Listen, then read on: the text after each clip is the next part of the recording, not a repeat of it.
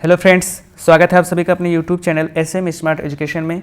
दोस्तों, हम कर रहे हैं टॉप 200 मैथ के प्रीवियस ईयर क्वेश्चन, जिसका हमने 6 पार्ट कवर कर लिया है। आज हम इसका 7वां पार्ट करेंगे। ठीक है फ्रेंड्स, अगर आपने 6 पार्ट नहीं देखा तो इसको ज़रूर देखिएगा, ये आपके एग्जाम्स के लिए बहुत ही हेल्पफुल होगा। चलिए शुरू करते हैं। पहला क्वेश्चन, एक वस्तु का क्रय मूल्य और अंकित मूल्य क्रमशः 720 और 900 रुपये है। यदि x% की छूट पर बेचा जाता है तो 5x/3% का लाभ होता है, तो x का मान बताइए। अब देखिए, क्रय मूल्य से जो अंकित मूल्य का रेशियो होता है, यानी कि कॉस्ट प्राइस से मार्क प्राइस का जो रेशियो होता है वो क्या होता है, 100 माइनस डिस्काउंट परसेंट अपान 100 प्लस प्रॉफिट परसेंट। ठीक है, तो हमारा जो CP है वो कितना है, 720 है, एंड MP जो है वो 900 है। ठीक है फ्रेंड्स, अब 100 माइनस D यानी कि कितना हो जाएगा, x, एंड 100 प्लस 5x/3।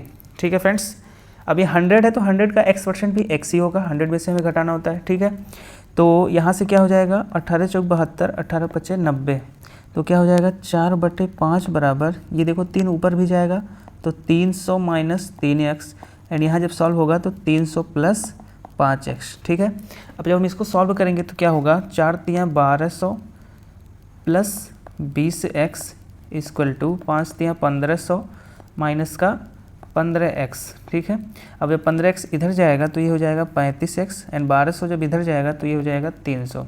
ठीक है, तो x की वैल्यू यहाँ से क्या आ जाएगी, 300/35, तो 5 सते 35, 5 छक 30, 60/7, यानी कि x इक्वल टू 7/56 एंड 4/7। ठीक है फ्रेंड्स, तो x की वैल्यू क्या आ गई, 8 सही 4/7। ये हो गया आपका आंसर। ठीक है फ्रेंड्स, आपको ये पता होना चाहिए था कि CP से MP का रेशियो क्या होता है। चलिए आगे चलते हैं क्वेश्चन नंबर 2 पे। क्वेश्चन नंबर 2, एक व्यक्ति एक निश्चित समय में धारा के अनुकूल 8 किलोमीटर दूरी तय कर सकता है और समान समय में धारा के प्रतिकूल 6 किलोमीटर की दूरी तय कर सकता है। ठीक है, तो एक चीज़ आप याद रखिएगा, बोट एंड स्ट्रीम में अगर बोट का स्पीड मान लीजिए x किलोमीटर प्रति घंटा हो और स्ट्रीम का यानी कि जो धारा है उसका स्पीड y किलोमीटर प्रति घंटा हो, ठीक, तो अगर वो धारा के अनुकूल जाएंगे, ठीक, तो उनका जो रिलेटिव स्पीड हो जाएगा, अगर वो अनुकूल जाएंगे यानी कि डाउन स्ट्रीम अगर जाएंगे तो उनका रिलेटिव स्पीड क्या हो जाएगा, x प्लस वाई, धारा की जो चाल है वो बोट के चाल में जुड़ जाएगा। ठीक है, x प्लस वाई किलोमीटर प्रति घंटा। लेकिन अगर वो प्रतिकूल जाएंगे, अप स्ट्रीम जाएंगे तो x माइनस वाई हो जाएगा। ठीक है फ्रेंड्स, ये चीज़ें आपको बेसिक याद रखनी थी। अब क्या कह रहा है, 8 किलोमीटर धारा के अनुकूल। ठीक है, तो 8 बटे धारा के अनुकूल क्या हो जाएगा, x प्लस वाई। ये चीज़ 6 किलोमीटर धारा के प्रतिकूल। ठीक है, प्रतिकूल मतलब x माइनस वाई। अब ये कह रहा है कि ये दोनों दूरी जो है समान समय में तय की गई है, तो ये हो जाएगा distance upon speed time, distance upon speed time, ये दोनों टाइम जो है बराबर है। ठीक है, तो अब हमें यहाँ से क्या करना है, x y का रेशियो निकालना है। ठीक है, तो 2 से 3 हो जाएगा, 2 से 4 हो जाएगा, तो जब हम x प्लस वाई यहाँ ले जाएंगे तो x प्लस वाई अपान x माइनस वाई क्या हो जाएगा, 4/3। ठीक है, और अगर हम यहाँ कंपोनेंडो डिविडेंडो लगाएंगे तो x बटे वाई क्या हो जाएगा, एक बार 4 प्लस 3 ऊपर जुड़ेगा 7 और नीचे 4 माइनस 3 1। ये हो गया x और y का रेशियो। तो मान लो x क्या रहा हो, 7a रहा हो, वो जो कांस्टेंट है उसको हमने अगर a मान लिया तो y कितना हो जाएगा, a हो जाएगा। x 7 है, y a, ये इनकी रियल स्पीड हो गई। ठीक है, अब क्या कह रहा है, धारा के प्रतिकूल 24 किलोमीटर, धारा के प्रतिकूल 24 किलोमीटर, प्रतिकूल मतलब दोनों घटेगा, तो 7a में से a गया तो 6a, और धारा के अनुकूल समान दूरी यानी कि 24 किलोमीटर ही धारा के अनुकूल यानी कि 8a। ये कह रहा है कि इतने घंटे में तय की जाती है। 4 एकम 4 3 7/4। अब देखो यहाँ से 6 चौक 24 एंड 8 त्रिक 24, 7/a इक्वल टू 7/4। 7 से 7 कट गया, यहाँ से a बराबर कितना आ गया, 4। ठीक है, अब हमसे पूछा है धारा की गति बताइए। धारा की गति क्या है, y बराबर a है, तो यानी कि धारा की गति जो हमने y माना था वो कितना हो गया, 4 गुणे 1 यानी कि 4 किलोमीटर प्रति घंटा। ठीक है फ्रेंड्स, तो इसका आंसर कितना हो गया 4। चलिए आगे चलते हैं क्वेश्चन नंबर 3 पे। Question number 3, the average score of 40 students in a class test is 45। एक कक्षा परीक्षण में 40 छात्रों का औसत अंक जो है 45 है। 40 स्टूडेंट हैं, इनका जो एवरेज है वो 45 है। बाद में यह पाया गया कि 2 स्थानों पे 25, यानी कि 25 और 25 2 स्थानों पे था। उसके स्थान पे 35, यानी कि 25 की जगह पे 35 2 स्थानों पे लिया गया है, और एक स्थान 38 को 32 के रूप में पढ़ा गया, यानी कि 38 की जगह पे 32 पढ़ा जाना था, ये पढ़ा गया ये। ठीक है, तो कितना पढ़ा जाना था, 5 5 10 18 एंड 4 3 7 1 8। ठीक है, 88 की जगह पे 5 5 10 2 12 का 2 3 3 9 1 10 102 पढ़ा गया। ठीक, 2 स्थानों पे 25, एक स्थानों पे 38। ठीक है, तो पढ़ा जाना था 88, पढ़ा गया 102, कितना ज़्यादा पढ़ लिया गया, 14 जो है ज़्यादा पढ़ लिया गया। ठीक, तो जो हमारा एवरेज है 45, उसमें से क्या आप करेंगे, सही औसत पाने के लिए हम ये 14 घटाएंगे। ठीक है, और ये जो 14 है ये कितने स्टूडेंट में बटेगा, 40 में, 14/40। ठीक है, तो ये आपका आंसर हो जाएगा। इसको अगर हम हल करेंगे 2 से 7 2 से 20। ठीक, तो 45 माइनस एक तो दशमलव लगेगा, तो 20 3 60 एंड 20 पंचे 100, तो 45 माइनस 0.35 क्या हो जाएगा, 44.65। ठीक है फ्रेंड्स, तो इसका आंसर क्या हो गया, 44.65। चलिए आगे चलते हैं क्वेश्चन नंबर 4। क्वेश्चन नंबर 4, ए ने बी से 1,60,000 रुपये की राशि 10% प्रतिवर्ष की दर पर उधार लिया साधारण ब्याज पे। ठीक, तो बी ने क्या किया, ए को 10% SI पर, सिंपल इंटरेस्ट पर ए को दिया। ठीक, उसी समय उसने सी को समान राशि अर्धवार्षिक रूप से संयोजित चक्रवृद्धि ब्याज पर समान दर पर 2 वर्ष के लिए उधार दी। ठीक, अब ए ने क्या कर दिया, सेम जो इससे पैसा लिया उधार, इसको सी को ट्रांसफ़र कर दिया सेम रेट पर 10% के 2 साल के लिए, लेकिन अर्धवार्षिक यानी कि हाफ ईयरली पे। ठीक, हाफ ईयरली पर इसने, वो भी CI पे, पूरे लेन देन में ए द्वारा अर्जित राशि। ठीक, अब यहाँ पे इसने 2 वर्ष के लिए जो है SI पे लिया, और ये उठा के जो है सी को दे दिया CI पे 2 वर्ष के लिए। तो इसको जो भी लाभ होगा, ठीक है, वो जो परसेंट में इसका रिटर्न करना है और इससे जो मिल रहा है उसका डिफरेंट ही होगा, डिफरेंस जो भी होगा वो इसका प्रॉफिट हो जाएगा। अब यहाँ तो SI है, तो यहाँ पे उसे रिटर्न कितना करना है, 20% SI उसको देना है। भाई सिंपल इंटरेस्ट तो सीधा होता है, 10% का 2 साल 20%। ठीक, इसका 20% इसको रिटर्न करना है ब्याज के रूप में, और यहाँ से उसे मिलेगा कितना, ये अगर हम निकाल लें तो उन दोनों का डिफरेंस हमें उसका प्रॉफिट निकल जाएगा। ठीक है, तो इसका हाफ ईयरली है 10%, तो कितना हो जाएगा, 5% हो जाएगा हाफ ईयरली का। और ऐसे 5% कितने हो जाएंगे, 4 बार, क्योंकि 2 साल में हाफ ईयरली कितना होता है, 4 हाफ ईयर होता है।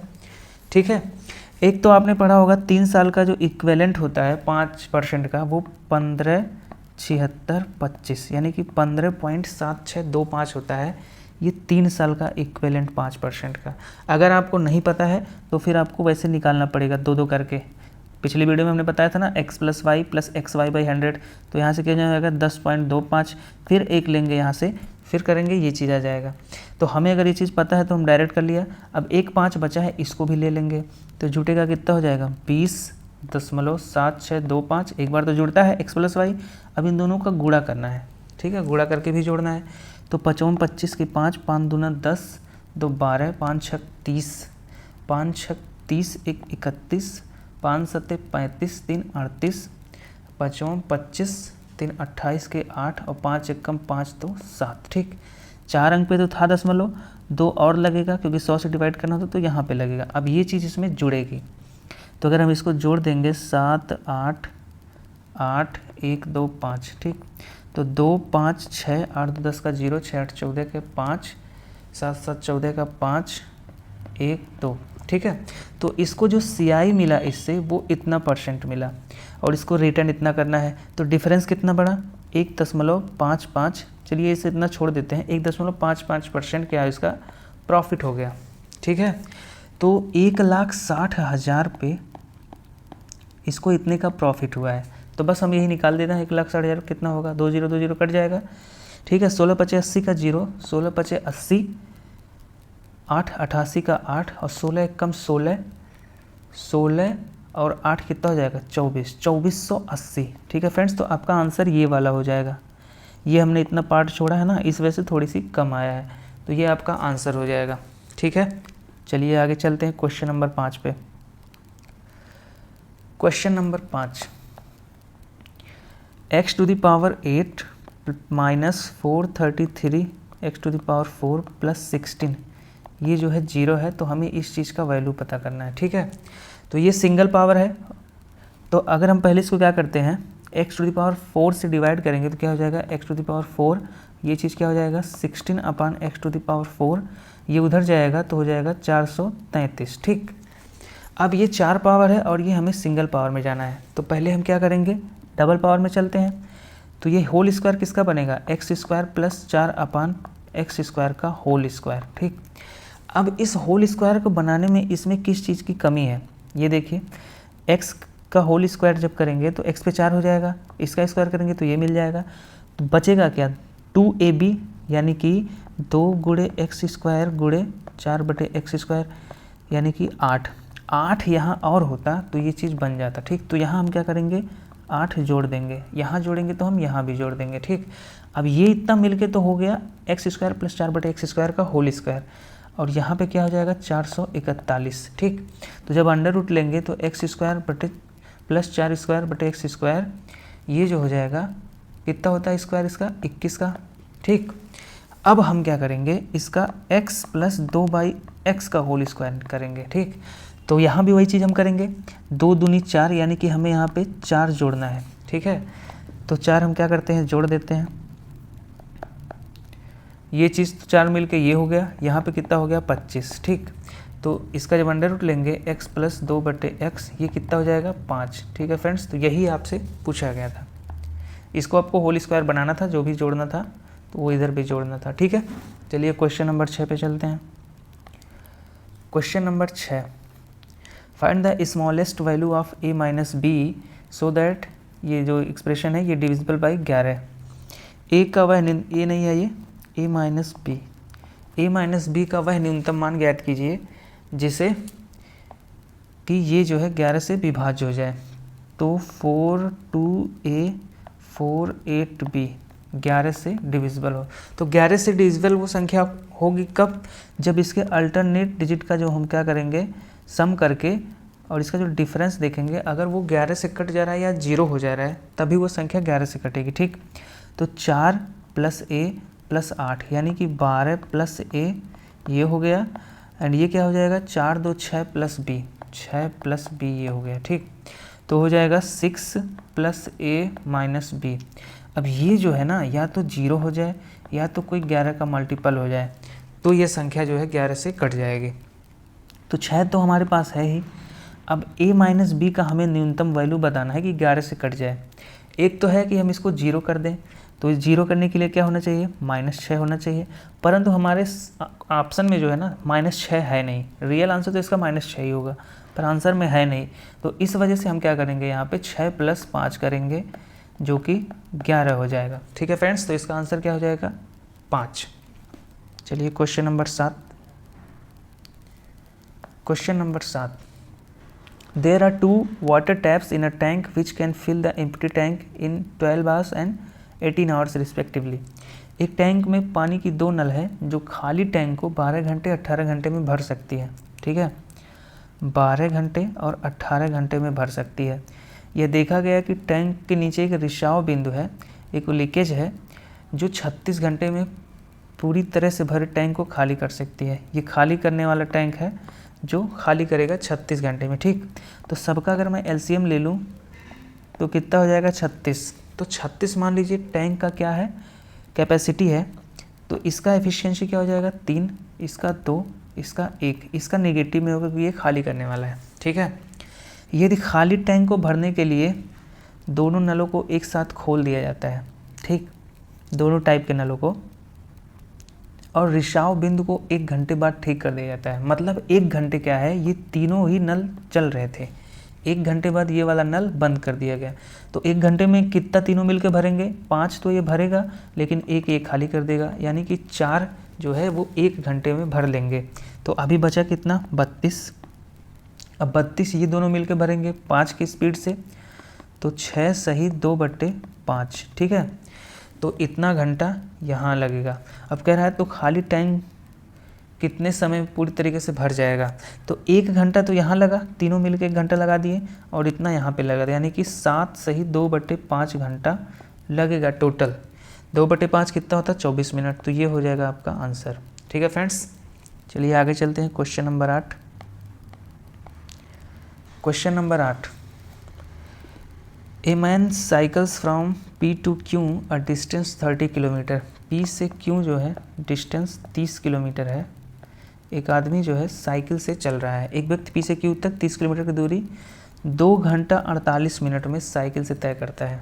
कितना घंटा, 2 घंटा 48 मिनट। तो 2 घंटा तो 2 हो गया, 48 मिनट का क्या हो जाएगा, 4/5, ठीक है। तो 2 सही 4/5 घंटा क्या हो गया। P से सड़क 18 किलोमीटर के लिए, यहाँ से जो है ये 18 किलोमीटर के लिए सड़क समतल है, फिर Q तक चढ़ाई है, ये 12 किलोमीटर चढ़ाई है। कह रहा है समतल सड़क पर आदमी की औसत चाल 15 किलोमीटर है, 15 किलोमीटर प्रति घंटा है। तो उसकी चढ़ाई पे औसत चाल, यानी कि यहाँ पे जो है उसकी औसत चाल क्या है, तो औसत चाल 18 किलोमीटर के लिए 15 किलोमीटर प्रति घंटा है। तो टाइम क्या हो जाएगा, डिस्टेंस अपॉन स्पीड कितना हो जाएगा, 6/5, ठीक है। तो ये वाला डिस्टेंस कवर करने में उसे 6/5 घंटे लगा। टोटल टाइम कितना लगा है, 5 दूना 10 4 14/5, जिसमें से 6/5 ये वाला डिस्टेंस लगा। तो अभी टाइम हमारे पास कितना बटा, 8/5, ठीक है। अभी जो है 8/5 घंटा बचा है ये वाला डिस्टेंस कवर करने के लिए। तो चढ़ाई पे औसत चाल के लिए क्या करेंगे, डिस्टेंस अपॉन टाइम, 8/5। तो 12×5 60/8, तो 8 सते 56, बच गया 4, 4/8, यानी कि 7 सही 1/2, ठीक है फ्रेंड्स। 7.5 इसका आंसर हो गया, 7.5 किलोमीटर प्रति घंटा। 18 किलोमीटर का इसने दे रखा है कि जो औसत स्पीड है वो इतना है, तो यहाँ से हम इसको टाइम निकाल लेंगे, इसमें कितना टाइम लगा, और टोटल टाइम इसने दे रखा है, तो यहाँ से इसको घटा के हम ये 12 किलोमीटर चलने में टाइम निकल गया। अब इसका स्पीड निकल ही जाएगा, ठीक है फ्रेंड्स। चलिए आगे चलते हैं, question number 9। The expenditure on food is 35% of the income of a particular family, ठीक है। एक विशेष परिवार का भोजन पर व्यय जो है आय का 35% है। तो 35% का फ्रैक्शन क्या होता है, 7/20, ठीक। यानी कि 20 का 35% 7 है। अब मान लीजिए इनकम उसका 20 रहा हो, तो उसने क्या कर दिया, 7 जो है भोजन पे व्यय कर दिया, ठीक। तो ये हो गया इनकम से एक्सपेंडिचर का रेशियो भोजन पर। यदि आय में 30% की वृद्धि हो जाए, तो मान लीजिए हम अपनी सुविधा के लिए रेशियो ही है 1010 बढ़ा लेते हैं, ठीक। तो 30% की जब वृद्धि होगी तो 60 बढ़ेगा, 200 का 30% 60, ये हो जाएगा 260, ठीक। और भोजन पर जो व्यय है, कितना प्रतिशत भोजन पर व्यय को अपरिवर्तित रखने के लिए प्रारंभिक प्रतिशत से कम है, ठीक है। If the income is raised by 30%, then how much percentage of food expenditure is less than the initial percent. Initial percent कितना है, 35%। अभी जो होगा इसको बोला है कि एक्सपेंडिचर जो है भोजन पे वो हमें 70 ही रखना है, अपरिवर्तित रखना है। तो अब जो यहाँ पे परसेंट निकलेगा भोजन पे व्यय का, वो प्रारंभिक परसेंट से कितना कम है ये बोल रहा है, ठीक। तो प्रारंभिक परसेंट कितना है, 35%। अभी कितना है, 70 का व्यय हो रहा है 260 पे, ठीक। तो यहाँ पे कितना परसेंट हो जाएगा, ये निकाल लेते हैं, इन दोनों का रेशियो निकाल लेते हैं, वहाँ से निकल जाएगा। तो ठीक है, अब देखो ये देखो परसेंट को बाई 100 करने की ज़रूरत नहीं, क्योंकि हमने यहाँ पे 100 का गुणा करके इसको भी परसेंट बना लिया है। अब ये परसेंट है, ठीक है। तो परसेंट से परसेंट यहाँ से कट जाएगा, 35 दूना 70, 0 से 0 कट जाएगा, 2 से 13 हो जाएगा, तो 13:10, ठीक। तो अगर प्रारंभ में 13 रहा होगा तो अब 10%, तो कितने की कमी आई, 3 की, 13 पे, तो कितना परसेंट हो जाएगा, 300/13, 13 दूना 26, 4 बचा, 13 तिया 39, ठीक है। तो ये हो गया आपका आंसर, क्योंकि हमको नियरेस्ट होल नंबर में लेना है, तो 23 हो जाएगा आपका आंसर। चलिए आज के आखिरी क्वेश्चन पे चलते हैं। Question number 10, the average weight of some students in a class is 69.5 kg। एक कक्षा के कुछ छात्रों का औसत भार इतना है। तो कुछ छात्रों का औसत भार, मान लीजिए कुछ छात्र कितने हो, x, तो इनका जो टोटल वेट हो जाएगा 69.5 x हो जाएगा, ठीक। जब 68 किग्रा के औसत भार के 10 व्यक्ति कक्षा में शामिल होंगे, तो टोटल कितना भार जो है शामिल हुआ, 68 गुणे 10 यानी कि 610, और 60 किग्रा के औसत भार के 6 छात्रों ने कक्षा छोड़ दी, तो 60 गुणे 6 कितना हो जाएगा, 360 निकल गए, ठीक। अब क्या हो गया कि नए छात्र समूह में औसत भार 2 किग्रा की वृद्धि हो गई। पहले कितना था 69.5, अब कितना हो गया 71.5। लेकिन अब बचे कितने छात्र, 10 शामिल हुए हैं और 6 छोड़ दिए हैं, तो अल्टीमेटली तो 4 जो है शामिल ही हुए हैं, ठीक।